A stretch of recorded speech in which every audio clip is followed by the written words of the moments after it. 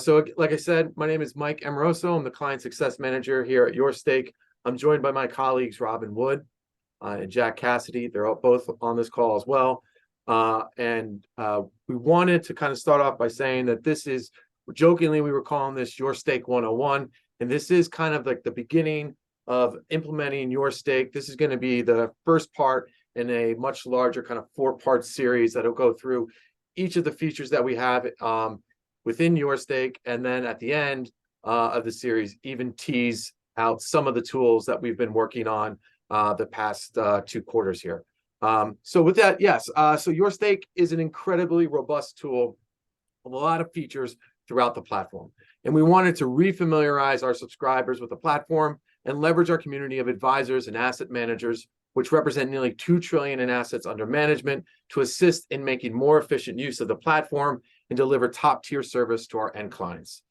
As for myself, prior to joining YourStake this past January, I worked as a sustainable wealth management firm here in the Hudson Valley as a financial planning analyst. And while working full-time, I was also pursuing my graduate degree part-time. And in 2022, I completed my MBA with an emphasis on impact investing and sustainable finance.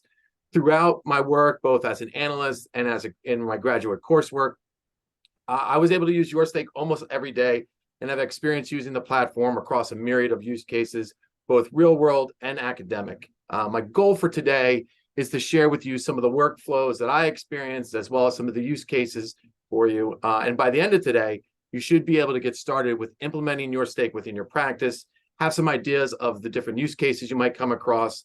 And then during the course of the presentation, if at all you have any questions, please let me know. If it's something maybe, like as Robin said, we are recording this, something you're not comfortable with asking on a recording, happy to jump on a call one-on-one. So feel free to put up some time on my calendar. I think my colleague Robin's going to drop a link there in the chat. Go ahead and copy that, and then we can set up some time. If you do set up some time, I encourage you to set up an hour as opposed to the default half hour. This way we're not rushed and we can go through any questions that you might have. Okay, so with that, I'm going to share screen here and show you what it looks like once you log on. All right, so everyone should see my screen. Please let me know if you do not. But once you log on, you'll come across our dashboard with our features listed here on the left. And then usually you'll see some of the working tabs that you have access to up at the top left as well, or the left side of your screen. Your dashboard may look a little different than mine. I have a demo account that has a lot of the bells and whistles turned on. So you may have a slightly different experience, but nonetheless, everything we're going over today is going to be localized in what is known as the explainer tier of what we offer here at YourStake. So everything that we go over today, you should have full access to and be able to follow along at home if you'd like. Our subsequent series will delve into some of these other tools. So stay tuned if you're interested in those or had some questions about those for later community sessions. So what I'm going to do is I'm going to start with where I would start as a firm if I just showed up on the job, told that we got YourStake, and I wanted to start implementing within the practice as a financial planning analyst. Best place I think to start is here within the prospects and portfolios tab, and then go over to create a new portfolio. I think it's in your best interest to upload all of the portfolios that you have. You may offer a set of custom portfolios for your clients, as well as you may have some qualified or non-qualified options, as well as those that are offered through your broker-dealer. Go ahead and upload all of them. My previous firm, we had 25 portfolios that we looked at, both qualified and non-qualified, state dependent. I had them all uploaded in here, and it feeds some of the other features later on and makes the system work more for you. So that's one of the suggestions I would say. At the top, you have the option of uploading a portfolio in 2 different methods. You can do a CSV file or a manual entry. So we can start with a CSV file. So let's say I have an Excel spreadsheet. Let's open this up.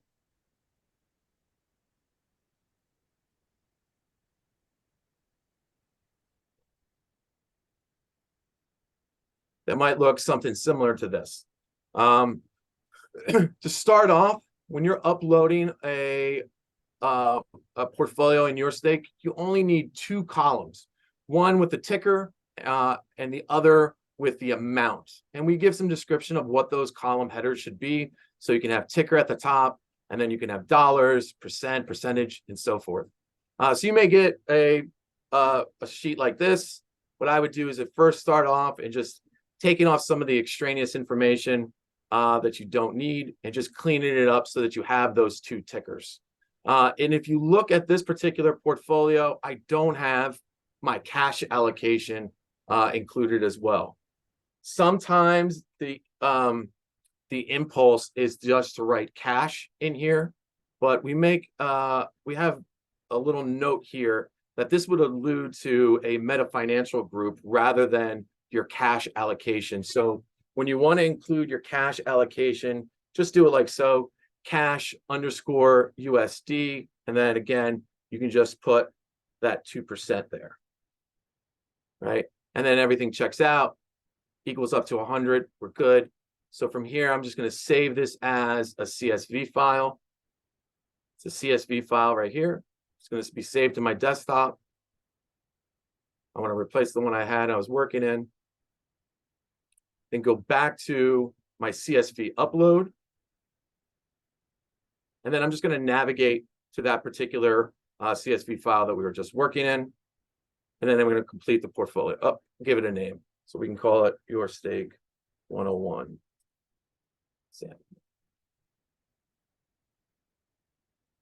Takes a few minutes for that to upload. And then once it does, it'll bring us to our dashboard screen here.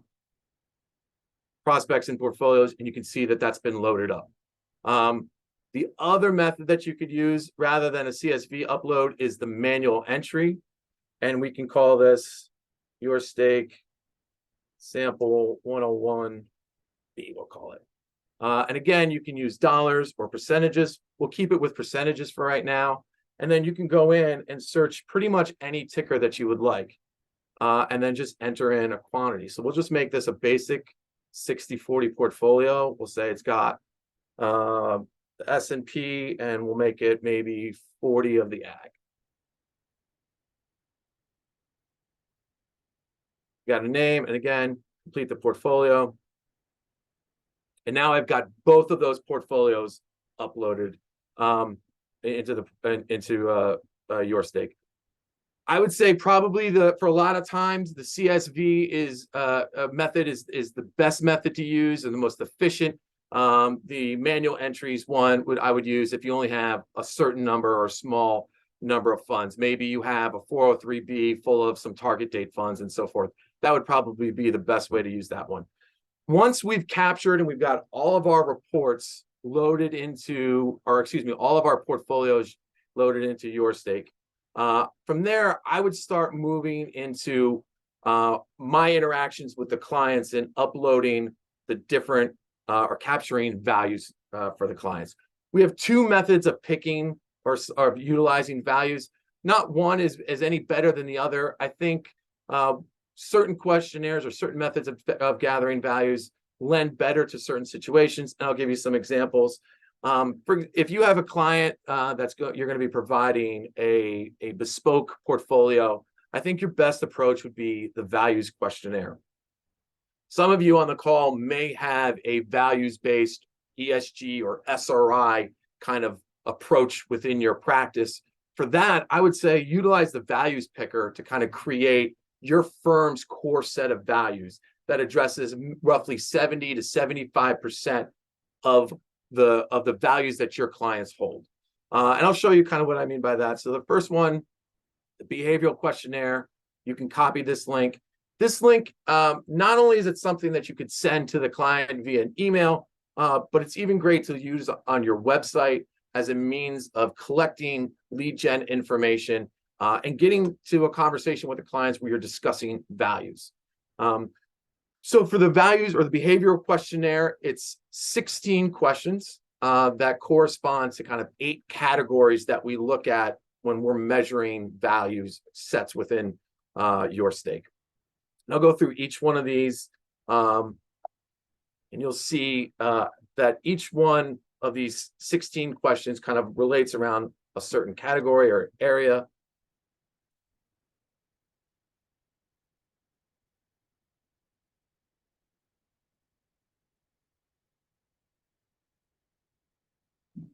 While Mike is going through this, I might pose the question to the group here is, if you, using this behavioral style questionnaire, if it also leads to the client or prospect opening up further dialogue with you, like, oh yeah, the gun issue in today's, recent happenings, I feel like we should have stricter gun laws or anything like that, where the questionnaire itself leads to more questions and just getting to know the client or the prospect a little better.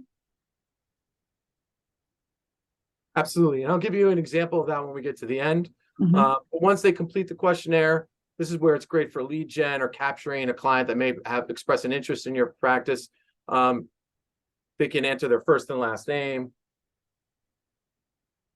as well as their email contact.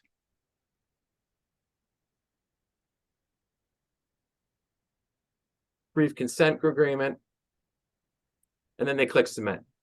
And if you, it'll come up here in a second, you might hear a ding from my email, but once they complete that questionnaire, you'll also get a notification in your email letting you know there's the ding that a client has completed the questionnaire. So it's a great way for you to manage potentially new clients coming into your practice as well.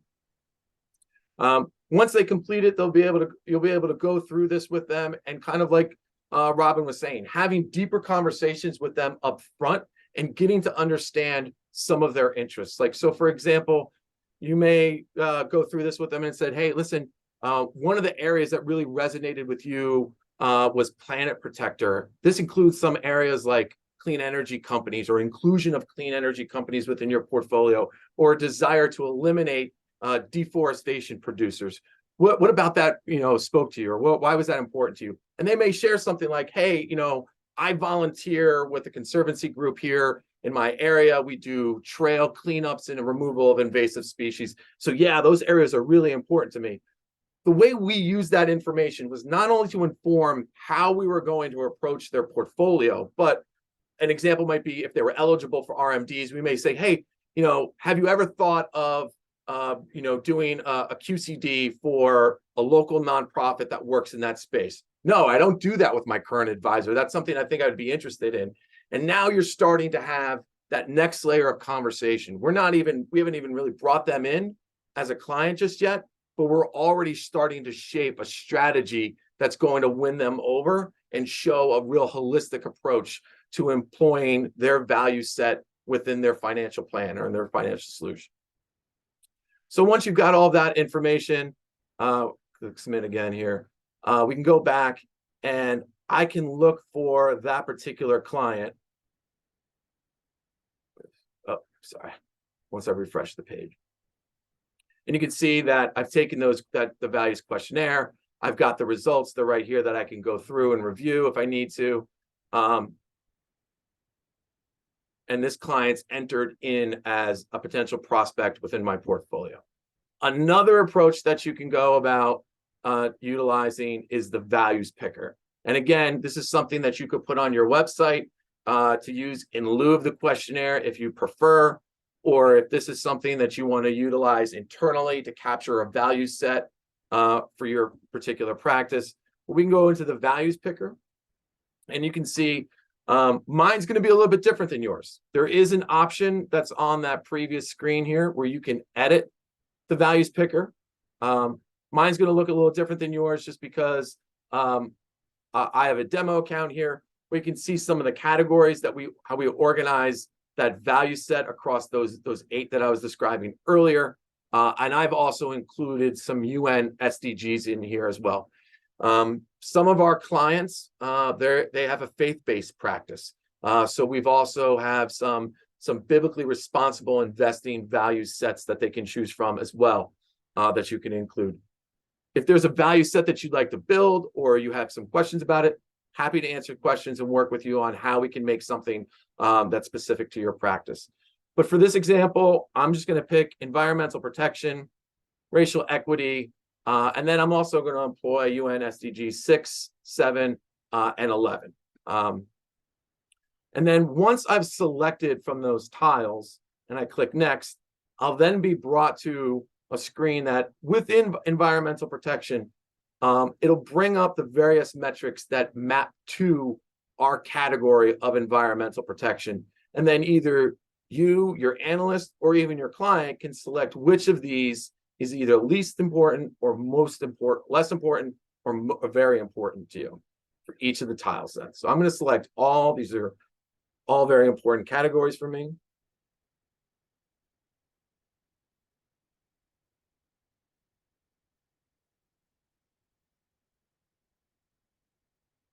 And this will be great. So my value set is going to be kind of environmentally focused, focused on social equity, as well as focused on the inclusion of sustainable communities and cities, and hopefully maybe address affordable housing. Again, you have a summary of the value set that you can go through with the client and kind of pick out ones that resonate with you or that you think may be important to the client in your conversation. And then finally, you can save that and go back to your dashboard, look for that person. And again, you'll get another result or another email letting you know that someone's completed the values picker within your YourStake. Now we've got our portfolios built within YourStake. I've got some of my prospects and clients built within YourStake, and I've captured their value set. Now I want to bring the two together. And the best way to do that is you can go to reports, and then you'll be able to, from here, upload some portfolios that you have already built. So I'll say,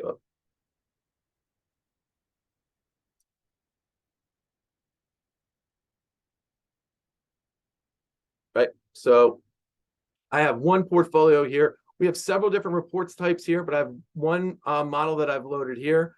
You also have the option to toggle between looking at portfolios that you've uploaded or individual tickers. So let's say you want to just look at a particular mutual fund or an ETF. You can do that as well right from here. We'll stick with our balanced equity.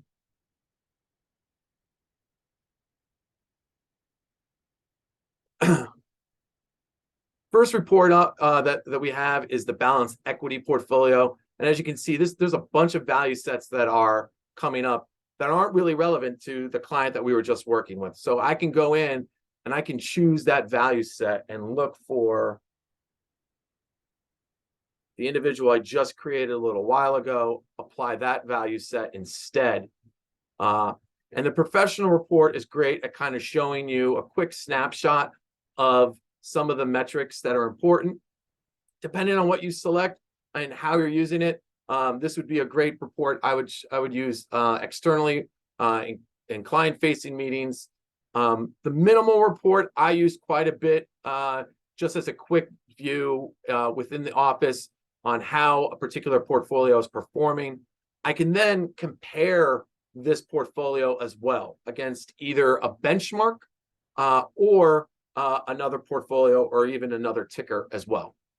What I mean by a benchmark is rather than relying on questionnaires that were sent to clients or sent to companies, we instead rely on independently verified third-party information. So we're looking at government filings, we're looking at NGOs, we're looking at nonprofit organizations, all of those that are experts in that area. They then provide the data, and then we aggregate that data based off of the company that is held within a mutual fund or an ETF or the individual company's performance itself, and then compare that against a blended benchmark. So if you have a mutual fund that's benchmarked against the S&P 500, and that mutual fund represents 10% of the portfolio, YourStake is going to compare against a proportionally weighted S&P 500 at 10%, and so on and so forth down through the portfolio. So that's what we mean when we say there's a blended benchmark. And what I really enjoyed about that is we were able to get clients to understand what a benchmark was when it came to their financial performance. We were then using that same concept to describe their non-financial performance, as opposed to either telling them an impact story that was really arduous to put together, or utilizing some of the frameworks that are out there that were really difficult for the client to kind of grasp and conceptualize. Blended benchmark was a lot more understandable. Even better is when I use the comparison relative. I think that this is a great report to use when you're when you're meeting with a client and you want to describe how their portfolio may be comparing in a competitive situation. Let's say they have assets held away, or in this case, they're a prospective client. You could say, you could take their existing portfolio. Let's say we've built that already in our prospects and portfolios tab. Whoops, sorry.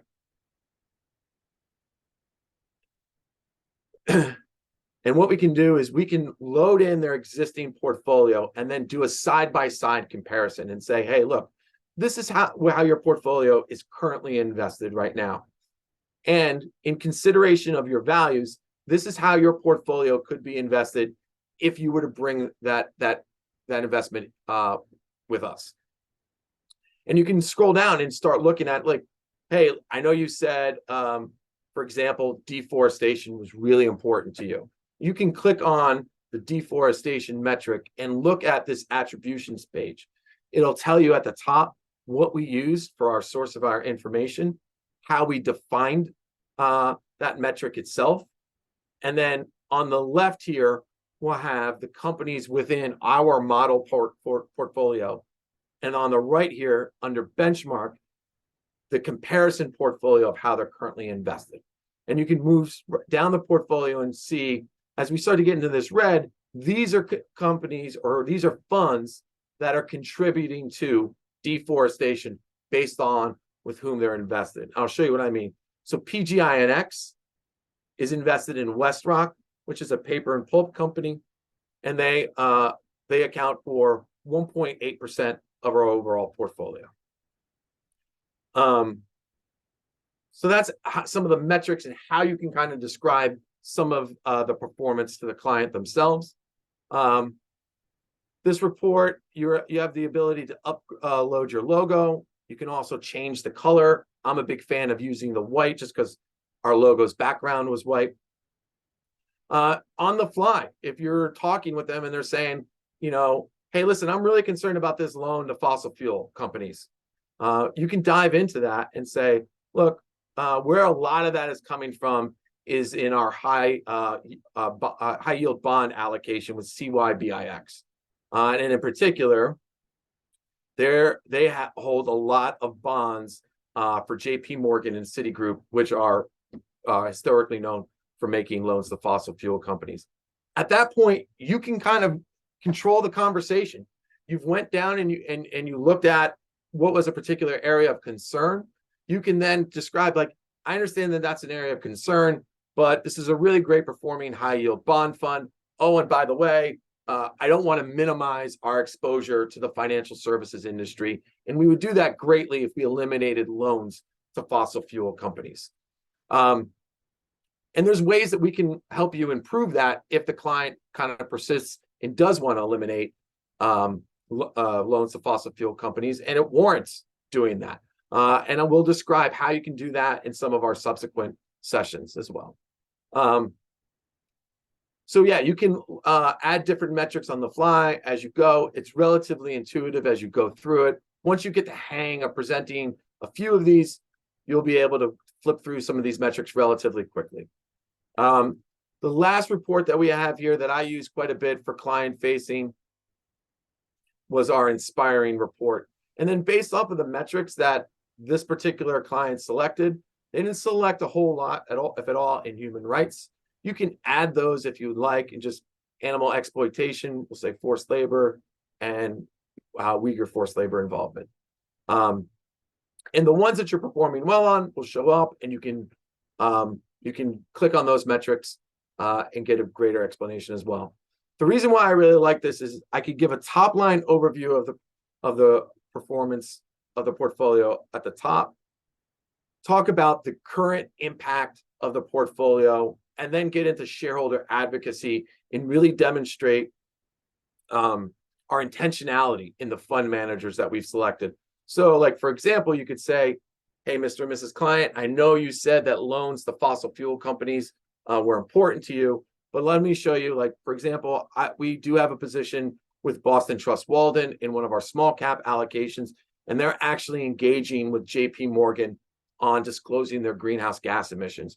And you can click on the report that will take you, in this case, to the fund manager's impact report and really describe right there in real time what these fund managers are doing on behalf of your clients.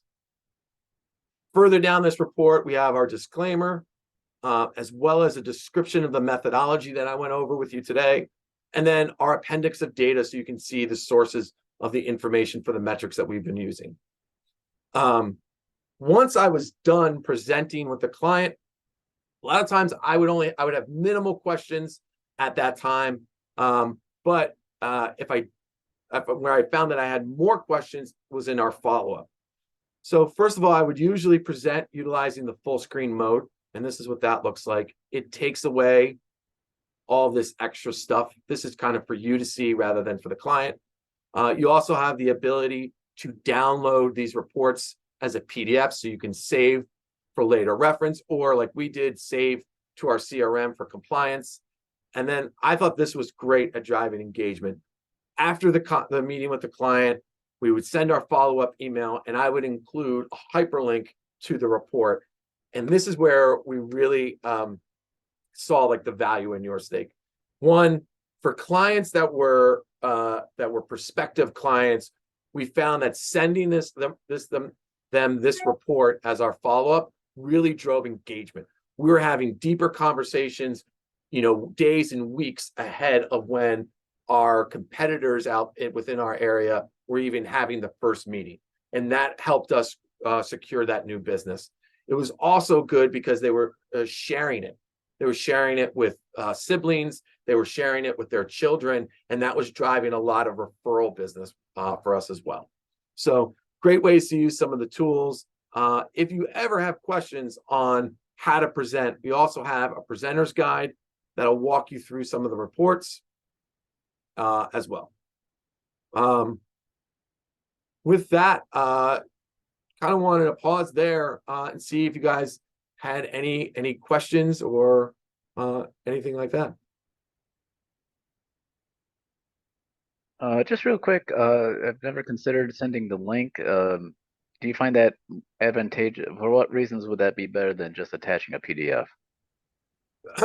With the link, all of the reports are hyperlinked within the report. So if I were to send the PDF, takes a minute for it to download. If I were to send the PDF, my ability to click on and look at an attributions page is not available. So here's an attributions page. I clicked on that, but if I clicked on PDF, yeah, it's just a PDF. So the client would be able to click on those attribution pages and look at. Okay, oh, got it. Okay, absolutely. cool.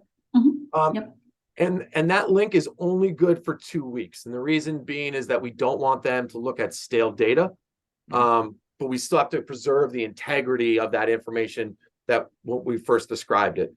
So because our data is regularly being updated, that is only good for 2 weeks, but just come back to the report, reload their value set, reload the portfolio, and then boom, you're off, and then just send them a new link. Super easy. Great, thank you. Yeah, I can see too where you have kind of a set of clients that you would want to give them the ability to click through to see additional data. And then maybe there's a set of clients where it might not make the most sense to send them a link and have them click through, may present additional questions or, what am I looking at here? So I think just using your judgment as far as which of my clients are going to be into seeing all this extra data and things like that. And then maybe there's some that aren't really going to need to see the additional layers of information, or maybe that you want to have access to that without you there kind of explaining what they're looking at.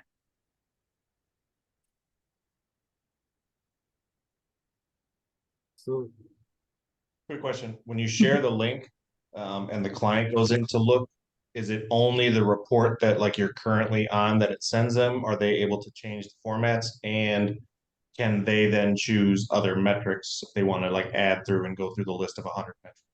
no and no. So they would only see the report that you sent them, and they wouldn't have the ability to look at the metrics here. So we're on this report here. I'll copy the link.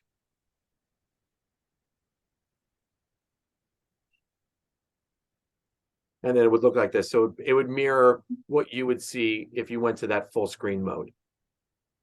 And then again, you can look at the individual metrics. They can click on all the way down through the mutual fund. This one's, I clicked the wrong one. It's going to take a minute to load. There it is. But you have that full dynamic ability, but no, they couldn't tweak the report on you. Thank you. So in theory, if there were like 2 reports you wanted to send them, you just send them 2 separate links in the same email, and then they can look at both of them. Correct. And that's excellent. So like, good example of when we would do that is if we had a married couple, we'd send both, you know, their individual links, and we may aggregate their portfolios to send them how their household is performing as a whole as well. Yep. All of those would be individual links that you should send out.